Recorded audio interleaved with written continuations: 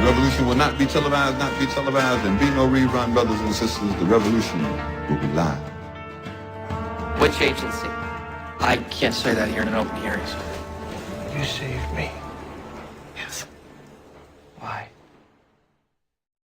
Hey guys, time for Homeland, Season 6, Episode 4, Flash of Light, and I was looking forward to this episode, but at the same time, I really have not been that into Homeland lately. It's not really been a priority. It hasn't been for a couple seasons now, but I still want to watch the episode, and I will say that I do think this episode was slightly better than Episode 3, like, it wasn't as boring as Episode 3, but the ending really did piss me off, especially the direction that they went at the very end of this episode. That very much severely did piss me off. Now, I understand that Episode 4 is usually a turning point for the show. Usually something big happens, and last year it was the reveal of Allison being the mole, and that was a terrific reveal. They did an incredible job setting that up. This was not nearly as well done what ended up happening here, but let's just get into this episode because I do want to talk about it overall. So we start off where we left, well, 2 weeks ago, not last week, 2 weeks ago, where Saul's in a car sneaking back from his sister's house, and the car pulls over, the man speaking Arabic grabs Saul and kidnap him, which, to the surprise of no one, I mean, how many times is Saul just going to be used as a sacrifice, or used as just, you know, used as someone just to be, you know, manipulated by and meddled with? How much longer is Saul going to be that character? Because at this point, like I said, Saul just doesn't have a consistent character. It just seems like he's here to just get in trouble and get kidnapped, and it's really dumb. I mean, Mandy Patinkin is so much better than this, and I don't really like what they've been doing with Saul. But meanwhile, back in the States, Sekou is released from prison, and the FBI has dropped all charges somehow, because obviously Carrie was able to, I guess, infiltrate that guy. I can't remember his name, but Carrie picks him up from the courthouse, and there's a flurry of reporters, and once Sekou is safe in the car, Carrie tells him that they're going to release a statement saying that there wasn't enough evidence to indict him, but there is one condition: he can't go public or do any interviews on what happened. He has to do what he can to keep his mouth shut, which obviously is something that Sekou does not want to do. We know how much Sekou loves these videos. We know how much Sekou loves to, you know, put his opinion out there and let his voice be heard, and now he has limitations to that. And honestly, I did kind of feel bad for the kid, because this is the one thing that Sekou has been wanting to do. You know, he wants people to know what people of his culture are going through and things like that. So I did like that Sekou was released, but at the same time, he still feels quite trapped because he can't actually do what he wants to do, and that is definitely something he struggles with greatly throughout this episode, which I actually thought was well presented. I liked the way they did do that throughout this one, but the best stuff in this episode actually doesn't focus on Sekou. The best stuff in this episode by far has to do with President Keane, who more and more episodes I'm absolutely loving President Keane. I think that Elizabeth Moss is doing such an incredible job as this character. I love where they're going with her, and I can definitely see how this is going to impact the second half of the season greatly. Because President-elect Keane is preparing for comments with the media. Joey shows her an article in the Times to give her a heads up. The media is having a field day with the fact that Dar told Keane about what Iran is up to, and she hasn't addressed it yet. So obviously, this is a big deal. I mean, this is something that she probably should have told someone about, and you know, she really doesn't know how to do that, though. I mean, it's a lot of information that Dar told her. So Keane corners Dar, accuses him of firing up the press, and then he's really just saying that to get the press involved and want the press to, you know, just get the press flooding to her and basically just try to expose her. We know that Keane, you know, we know that Dar obviously is up to no good. So she informs that she's not making any moves regarding Iraq until she actually sees Saul's report with her own eyes, which obviously she can't do because Saul's kidnapped right now. So there's really, again, there's a lot of limitations to what she can do. So Carrie and Reda take Sekou home. I've realized I've been pronouncing his name wrong. It's Reda, it's not Rita. They take Sekou home where his friends and family are wanting to celebrate. Reda's very skeptical. He's upset that Carrie cut a deal with the FBI without him, and now Sekou can't file a civil suit against the FBI. And Reda thinks that he deserves to be compensated. He wants Carrie that she can't keep going behind his back, even though she wants to. She just can't do that. You know, she needs to do you know, she needs to be honest with him at all times. You know, she can't just keep withholding all this information from him.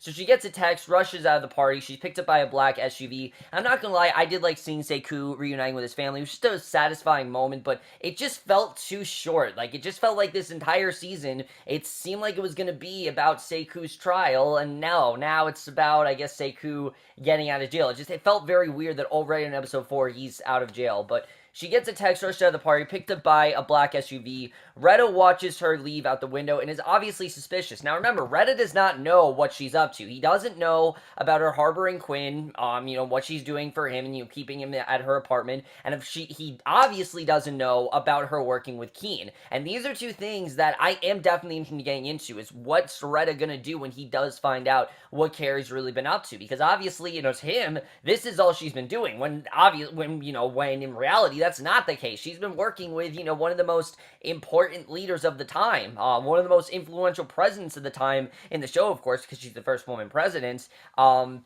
But I thought it was definitely interesting to see. So, meanwhile, some of Sekou's friends are harassing him. They think that he was an informant, and that is the only way that he got out of jail, which this was an interesting plot point. They think that he is an informant, and that's the only reason why he's out there. Now, remember, that's why his friend was out of jail. I can't name his name right now, but that's why his friend got out of jail, because he was, extracting information for the FBI. So they feel that that's why he's gone, and Sekou skips out in his own party, heads to his bedroom, and does exactly what Carrie told him not to do. He records the video, posted online, which you can understand why. This is something that he's very passionate about, but it's probably not the best thing to do. Carrie literally told him not to do that, and he's already going behind her back and not listening to her, and that definitely does start to obviously be a little bit annoying on his part. He should have listened to Carrie. I get that obviously this is something he wants to do, but when you got so many people against you, it's probably not best to make a video. It probably would have just been better to keep your mouth shut, but Sekou makes a video nevertheless.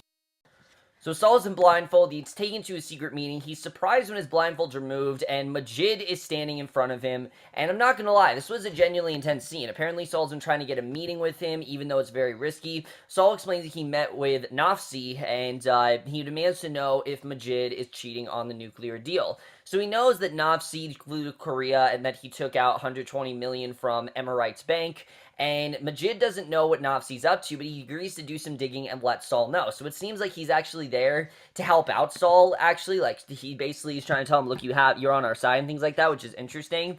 So then we go to Quinn, and Quinn, I just don't care at this point, but I'm going to talk about it nevertheless. He's sitting in the house alone.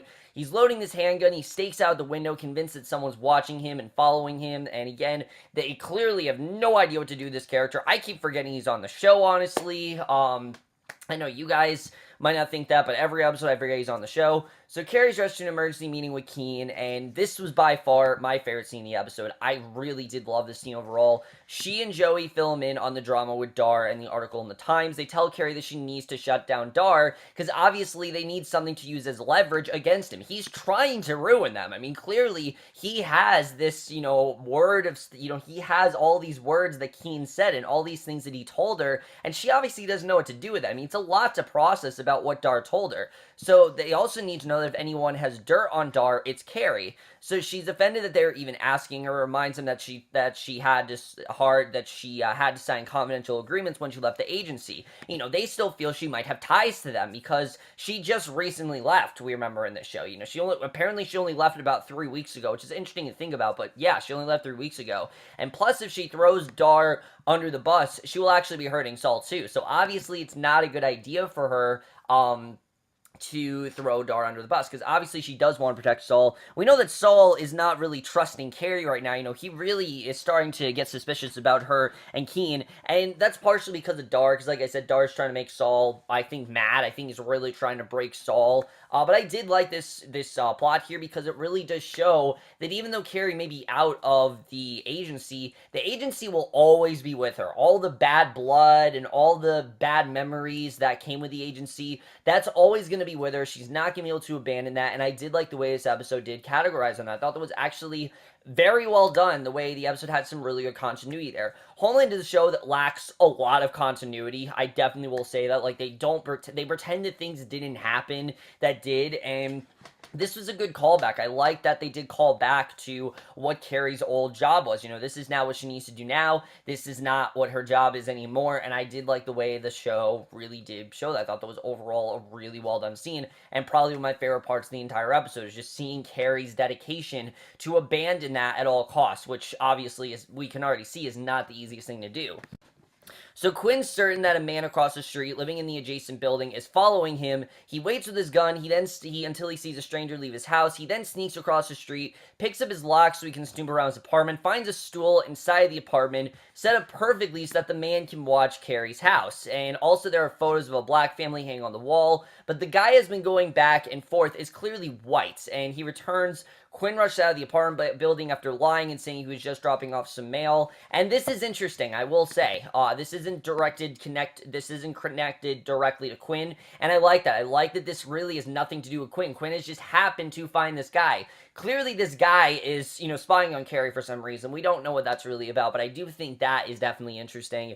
It's probably the most interesting thing they've done with Quinn so far, to be honest, but Dar corners Carrie while she's picking up her daughter from preschool, and Dar reveals he knows Carrie's working with Keane and advising her, and he wants to do whatever he can to bring her down. And Dar snaps at Carrie that she left the agency 3 years ago, and everything has changed, and she's basically obsolete and is not doing Keane any favors by working for her. It's a terrible idea for her to do. They can track her, they will find her, and even though Carrie wants to be in the agency, that's just not going to work in Dar's case. And Dar is very annoying in this regard. I do think that Dar really needs to chill, and I think Dar really needs to realize that, Carrie can do what she wants, and he can't really control her. I think as much as he wants to, he can't do that. But Carrie did give him some pretty nice comebacks in this scene. I like the way that Carrie told him that he can't control her, and that's actually only been 3 weeks, not 3 years. I really did love that overall. I thought that was very well done, and I'm definitely interested in seeing, where that's really going to go. I know people don't like Dar at all, but you have to admit, he definitely is probably setting up one of the most interesting conflicts we've had this season, which I do like where this is going.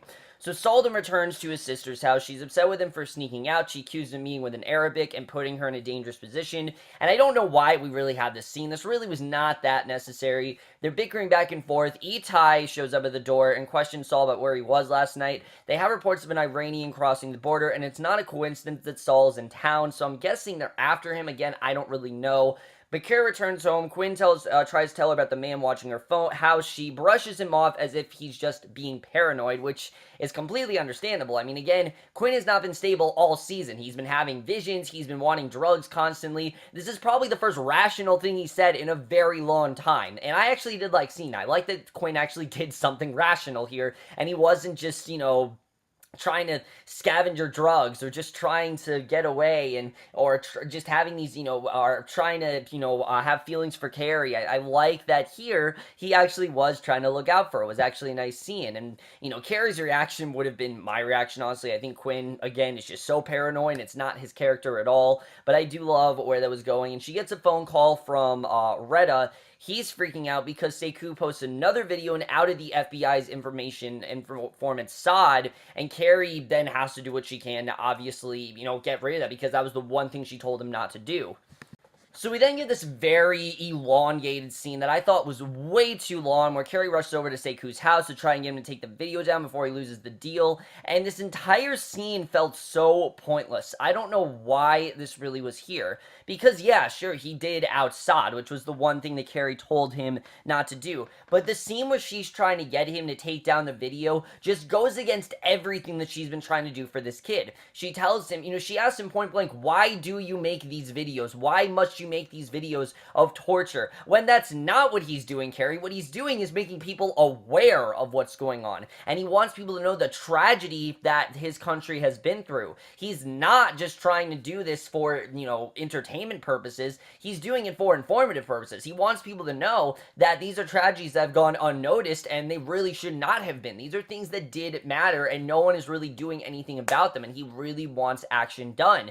That's really what Sekou is doing, and I don't know why Carrie can't just get that through her thick skull. That's what he's really trying to do, and Carrie trying to stop him was one of the dumbest scenes we've had in the show so far. I get that she was talking about how, she goes on saying how 9/11, everything changed after then, and the world just got more and more shitty. I don't really know where the scene was trying to go. I mean, we know that Carrie's been trying to, see him as innocent and see him as just a kid, but this went against everything that she thought about with Sekou, and it just felt like she was doing this for her own benefit. She wasn't trying to help Sekou. She was just doing it before she lost the plea deal, because obviously she doesn't want to put him in jail, but he outed the FBI's informant, so I don't know why this was such a problem. Obviously, I know that the FBI wants to cover up what's going on with Saad, but Saad was the real criminal here. You know, she should be happy. Saad's arrested, Sekou's out of jail. It just felt really dumb. I don't know why we had this scene here, but we'll get into that. Itai tells Saul's sister that he's taking Saul to the airport, but instead he locks him up, informs Saul that Tova will be there in the morning. They know that Saul has info about the Iranian nuclear weapon, and I have no idea where this is going.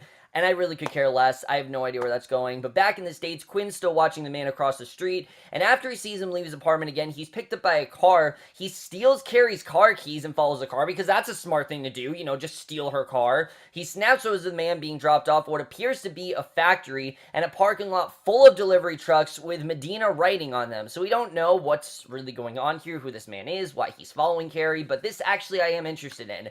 Then we get to the ending, and I'm not gonna lie, this ending really pissed me off. In the morning, Sekou wakes up at the crack of dawn. He heads to work where he drives a delivery truck, and it's the same delivery truck where Quinn followed the mystery man the night before. So clearly this man does have ties to Sekou. Sekou gets in his truck, he heads down the highway, and then the truck explodes. And yeah, Sekou is dead, and that is the way the episode ends. Let's just get in this episode and where I think we're going from here. So overall, I did enjoy this episode. I did think this was overall an improvement of the last episode, only because it was a little bit more interesting. But let's just address the elephant in the room. Sekou is dead. Yeah, Sekou is dead. I can't believe it either that the show just blatantly killed off Sekou. Even though the trailers and from the first episode, this scene was going to be the main plot line. You could honestly do an entire season on this. You could have had a season about, is this kid really justified for what he's doing? But no, the show spent 4 episodes and they realized that, oh, no one likes Sekou, let's just kill him off. I actually did like Sekou. I liked the plot line. I thought it was interesting where they were going with him. Was Sekou sometimes a little bit insufferable and a little times naive? Yeah, but again, he's just a kid. He didn't really understand, what he was really doing. He didn't really understand the kind of damage that he was doing by doing this stuff, and killing off Sekou makes things so much more pointless. It took what could have been a very poignant storyline, and instead just turns it into something pointless. We're probably not going to hear about this again. This isn't really going to be something that affects the rest of the season, so I really don't know why this really matters, honestly. This entire thing just feels pointless to me, and it's dumb that the show just decided, no, we're not going to possibly, you know, spare Sekou and use him if we need him, you know, for the end of the season. No, instead we're just going to kill him off because who cares about him? It was just dumb for them to do that. I get that obviously there are storylines going on, but I don't care about Saul's storyline. I don't care about Quinn. This was one of 2 storylines that was actually somewhat invested in, and now them killing him off really makes me feel like this half of the season was pointless, because these first 3 episodes were almost entirely designed around Sekou and designed around this trial, and now makes me feel like all of this, you know, the whole plot line was just, you know, wasn't necessary. Like, we didn't need this plot line with Sekou. It's really dumb they decided to go in this direction, but, you know, that's just my humble opinion. I just personally feel like it was really dumb that they did that. Besides that, though, I actually really did enjoy a lot going on here. I thought the stuff going on with Keane is very, very interesting. Keane clearly does want to leak out this information. She does want to do something, you know, with this, but she wants to say it in the right way. You know, she doesn't want to, you know, freak out the country. She doesn't want to do something that could potentially ruin her presidency. Remember, she's not elected yet. She's only, you know, recently been elected. Inauguration Day hasn't happened yet. So I'm very interested in seeing where we're going to go with this, if Keane's going to be able to, you know, withhold this information, if shit's going to get leaked out, because Dar clearly is trying to ruin her, and especially he's trying to ruin Carrie, and I like how he tells her that, look, you're still ours. Like, even though Carrie wants to believe that she's not theirs and that she is away from the agency will always have bad blood on her. The agency will always be 10 steps ahead of her, and as much as I do think that Dar is quite annoying sometimes and a bit insufferable, he does kind of have a point where she'll always somehow be part of the agency. I mean, so many years after, you know, for as long as Carrie was working there, yeah, she'll never not be a part of the agency. I mean, they'll always have files to dig up on her. If something bad ever happens to her, they will be against her, and I do like the way that they're not exactly on her side this year. It's kind of a different dynamic, and I'm interested in seeing where that's going to go. And then Saul, I don't know where this whole Saul storyline is going with the Iranian. At this point, I don't really care. I actually am interested in who this man is. The man that was following Quinn and the man that clearly is following Carrie. What's his agenda? What's going on there? Is that connected to Sekou? I really don't know. I think that whole thing is very interesting. But overall, guys, I did find this episode to be well done. I liked the episode overall. I thought the Sekou stuff was interesting to a degree, but now it just feels really pointless. It feels like the show just figured, oh, no, we're not going to actually do something with the storyline. No, rather than that, we're just going to end it because we don't know where the hell to go with it. And that's what I hate about shows. When you do a storyline, you need to stay committed to it. You can't just end it and act as if it never happened and just try to abandon it. No, that's not what you do, especially not on episode 4. Episode 4 is supposed to further your story, and yes, Homeland has killed off characters like this before, i.e. Ian in season 4. They did kill off Ian, but Ian, I felt like, served his purpose in the show. Sekou, I didn't feel he did. I felt like they could have done more with him as a character, and they just didn't really want to do that. We could have had him become an informant. We could have had him possibly go to jail. We could have had him in a trial. They didn't go it at all in the direction I wanted them to go, and I was expecting more people versus OJ type of Homeland. That's kind of what this season looked like it was going to be. It was going to be a court case type show, and that's not what we got here, and it really did disappoint me that they went in that direction. But overall, guys, this episode very much did disappoint me, and I'm going to give Homeland Season 6, Episode 4, a flash of lights, a 3.5 out of 5, or a B-, mainly because I was overall interested in the episode overall. I didn't find the episode boring by any means, but I just felt that the very end of the episode made things that were going on in the show feel a lot more pointless than they probably should have. But over, guys, my review of this episode of Homeland. Let me know what you guys thought of this episode overall. Are you upset they killed Sekou? I know a lot of people don't care, but I personally thought it was one of the more interesting arcs going on this season. I was very interested in where they were going to go with it. But that's my review. Hope you guys enjoyed it. We'll see you guys in my next video, which will be for tonight's episode of Supergirl, and we'll see you guys for that. Okay, bye.